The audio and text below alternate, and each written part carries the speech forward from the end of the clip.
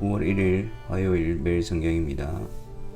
이사야서는 전반부를 끝내고 9월 달부터는 창세기, 지난번에 했던 본문과 이어서 37장부터 창세기를 살펴보도록 하겠습니다.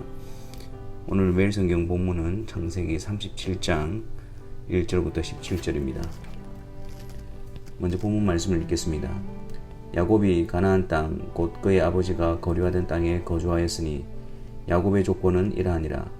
요셉이 17세의 소년으로서 그의 형들과 함께 양을 칠 때에 그의 아버지의 아내들 비라와 실바의 아들들과 더불어 함께 있었더니 그가 그들의 잘못을 아버지에게 말하더라. 요셉은 노년에 얻은 아들이므로 이스라엘이 여러 아들들보다 그를 더 사랑하므로 그를 위하여 채색옷을 지었더니 그의 형들이 아버지가 형들보다 그를 더 사랑함을 보고 그를 미워하여 그에게 편안하게 말할 수 없었더라. 요셉이 꿈을 꾸고 자기 형들에게 말하매 그들이 그를 더욱 미워하였더라. 요셉이 그들에게 이르되 청하건대 내가 꾼 꿈을 들으시오. 우리가 밭에서 곡식단을 묶더니 내 단은 일어서고 당신들의 단은 내 단을 둘러서서 절하더이다. 그의 형들이 그에게 이르되 내가 참으로 우리의 왕이 되겠느냐, 참으로 우리를 다스리게 되겠느냐 하고 그의 꿈과 그의 말로 말미암아 그를 더욱 미워하더니 요셉이 다시 꿈을 꾸고 그의 형들에게 말하여 이르되 내가 또 꿈을 꾼즉 해와 달과 11별이 내게 절하더이다 하니라. 그가 그의 꿈을 아버지와 형들에게 말하매 아버지가 그를 꾸짖고 그에게 이르되 네가 꾼 꿈이 무엇이냐? 나와 내 어머니와 내 형들이 참으로 가서 땅에 엎드려 내게 절하겠느냐? 그의 형들은 시기하되 그의 아버지는 그 말을 간직해 두었더라. 그의 형들이 세겜에 가서 아버지의 양떼를 칠 때에 이스라엘이 요셉에게 이르되 내 형들이 세겜에서 양을 치지 아니하느냐? 너를 그들에게로 보내리라. 요셉이 아버지에게 대답하되 내가 그리하겠나이다.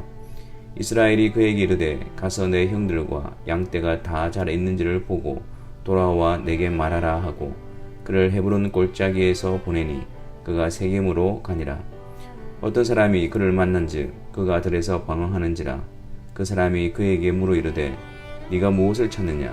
그가 이르되 내가 내 형들을 찾아오니 청하건대 그들이 양치는 곳을 내게 가르쳐 주소서. 그 사람이 이르되 그들이 여기서 떠났느니라. 내가 그들의 말을 들으니 도단으로 가자 하더라 하니라. 요셉이 그의 형들의 뒤를 따라 가서 도단에서 그들을 만나니라. 아멘. 이제 본문에서는 언약의 3세대인 야곱이 일선에서 물러나고 4세대인 요셉이 등장함으로 새로운 전환점을 맞이하게 됩니다. 37장부터는 마지막까지 요셉에 대한 내용을 다루고 있는데요.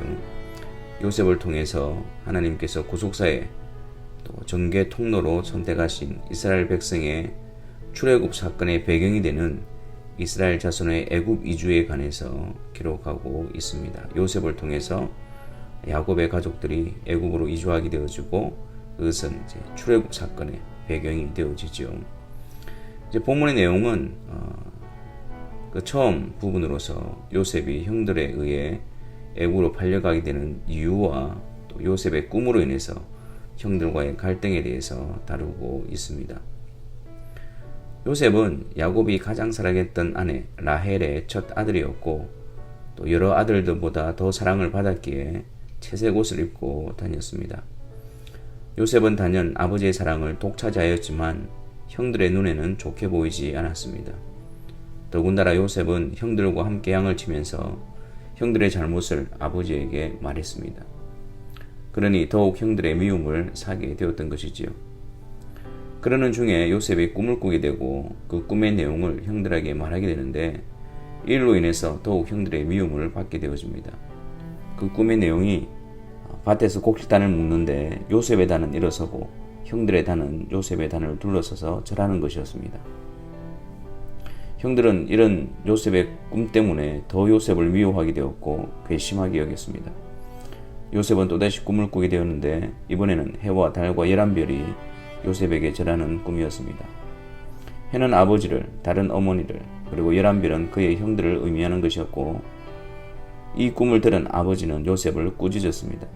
하지만 이 꿈을 듣고 형들은 요셉을 더욱 시기하고 미워했지만 야곱은 그 말을 간직해 두었습니다. 요셉의 형들이 세겜에 가서 양떼들을 치고 있는데 야곱이 요셉에게 세겜에서 양들을 치고 있는 형들에게 가서 잘 있는지 보고 와서 말하라고 보냅니다.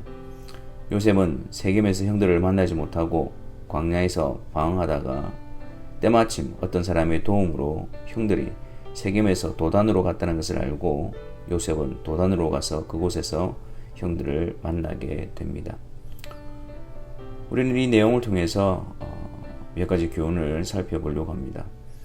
먼저 1절 말씀해 보니까 야곱이 가나안 땅 곧 그의 아버지가 거주하던 땅에 거주하였다라고 말합니다.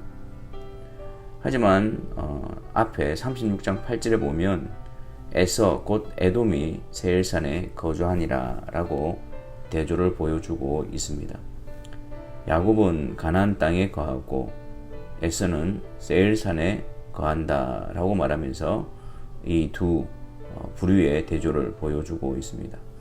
야곱은 하나님께서 택한 언약의 백성들을 상징하고 에서는 유기당한 자들을 상징합니다. 그때 구별을 보여줍니다. 세상에는 이 두 부류 외에는 없습니다.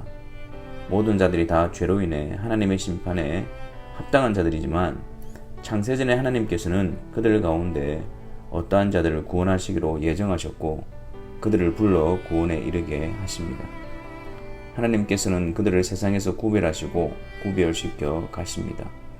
그렇기 때문에 은혜로 택함을 받은 자들은 점점점 세상 가운데서 더욱더 구별됨이 분명하게 드러나게 됩니다. 하나님께서는 요셉의 꿈을 통해 하나님이 하실 일을 보여주셨습니다. 근데 그 꿈을 꾼 자도 또 그 꿈을 듣고 있는 자도 분명하게 무엇을 의미하는지는 알지 못하였습니다. 그들은 알지 못해도 하나님의 뜻을 이루시기 위해서 그들은 하나님의 섭리와 주관하심 가운데 있는 것입니다. 하나님께서는 그분의 뜻을 정하시고 그것을 이루시기 위해서 모든 것을 주관하시고 섭리하십니다. 우리의 어떤 선택과 행동도 그분의 뜻을 방해하거나 막아설 수가 없습니다. 하나님께서는 우리의 어떤 선택과 행동을 통해서도 그분의 뜻을 온전히 이루시는 전능하신 하나님이십니다.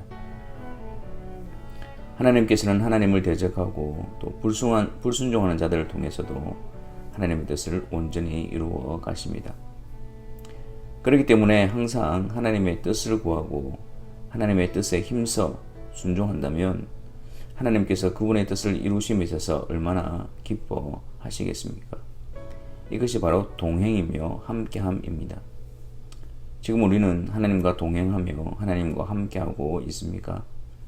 하나님의 뜻을 구하고 하나님의 뜻에 순종하는 것이 하나님과 동행하는 우리의 첫걸음이 될 것입니다. 하나님 앞에서 우리의 불순종은 우리가 하나님보다 더 지혜로운 척하는 것이며 우리가 하나님보다 더 명철하다는 교만이며 우리가 하나님보다 앞서 나가려고 하는 어리석음입니다. 겸손히 엎드려 주의 뜻을 구하며 주의 역사를 인정하며 그분을 경외함으로 그분을 앞세우고 그분을 따라가는 길에 열심을 내시기 바랍니다. 우리의 모든 생각과 행동과 말과 모습들이 그분의 뜻을 구하는 일에 사용되어지는 그런 복된 도구들이 되시기를 바랍니다. 기도하겠습니다. 하나님 아버지, 어떤 상황 가운데서도 하나님은 하나님의 일을 온전히 이루어 가십니다. 이런 놀라운 진리 가운데서 우리가 날마다 하나님의 뜻을 구하며 또 하나님께서 우리를 통해서 하나님의 뜻을 이루어 가시는 것을 사모하며 또 순종하며 나아가는 우리의 발걸음이 되게 하시고 이러한 발걸음을 통해서 하나님과 동행하는 복된 자들이 되게 하여 주옵소서. 예수 그리스도의 이름으로 기도하옵나이다. 아멘.